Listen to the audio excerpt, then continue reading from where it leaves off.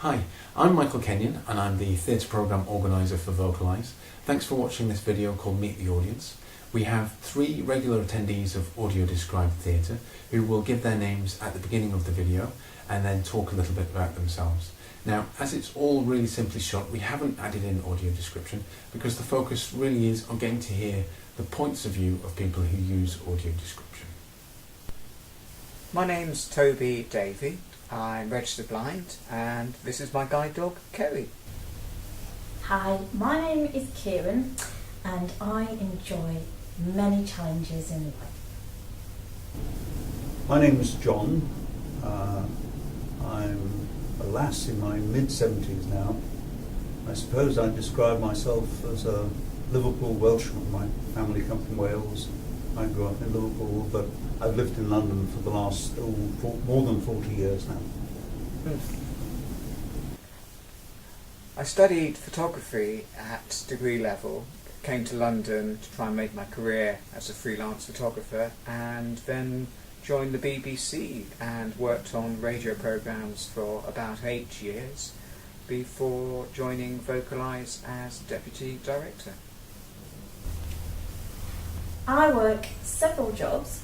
One of my jobs is I help disabled people with their care packages. I also support organisations to be more accessible for visually impaired people.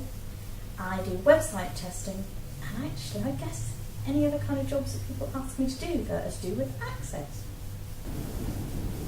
In terms of work, I started off life a long time ago now, nearly 50 years ago I suppose, as an academic teaching political science at Essex when it first opened.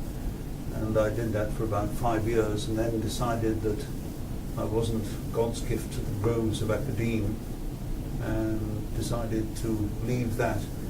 And I was fortunate that the time I left was when the Open University was opening up, and BBC were recruiting people who got university and research backgrounds to be radio and television producers. And I was very lucky because I got a job as a radio producer making social science programs for the OBU. And then after a couple of years moved into general adult education. I stayed with the BBC for about 12 years as a radio producer. And then, in a fit of midlife peak, I think, I left the BBC, went back into teaching, but this time running the radio section of a radio, film and television department in Canterbury. Did that for another 5 years. I think I've got a body clock that tells me to give up teaching after about 5 years. And then I went into sort of consultancy and training, I suppose. And various different roles had sort of developed out of each other.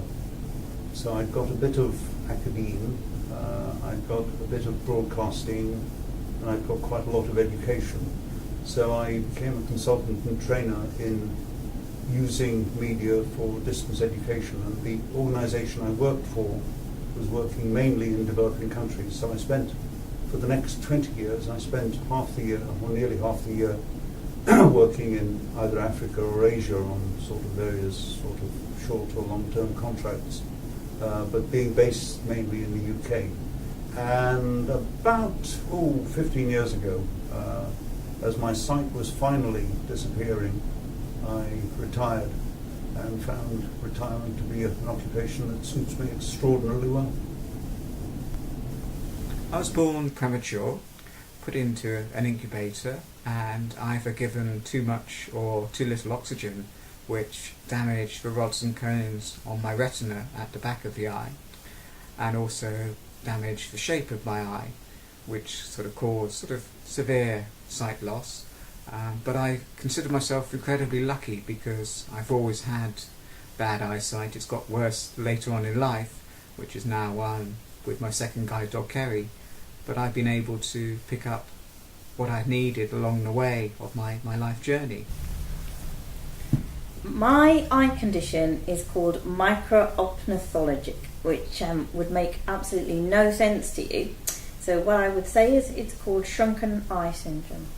which consequently means that my eyes are slightly smaller than the average eye should be, whatever that means in terms of average. I'm not very tall. You probably can't tell that because you only got half a shot of me. But it kind of means that I can actually get away with it. But it does mean that I actually don't see as much as, well, very little in fact. I used to be able to see till I was about 11 and a half, and then I woke up one morning and my eyesight went totally. So now all I can see is a little bit of light and dark perception. So that's how my eye condition affects me. Actually, the eye condition that I've got is something called retinitis pigmentosa, normally mercifully shortened to RP. This is an inherited genetic disease of the retina, which I inherited from my parents. I suspect there's an awful lot of inbreeding on Anglesey, which ups the probability of getting it. And I've been very lucky, in fact, because it's a progressive condition. When I was a child, I had night blindness. I couldn't see very well in low light, and hardly at all, in fact. And then gradually, as an adult, I had gradually diminishing peripheral vision.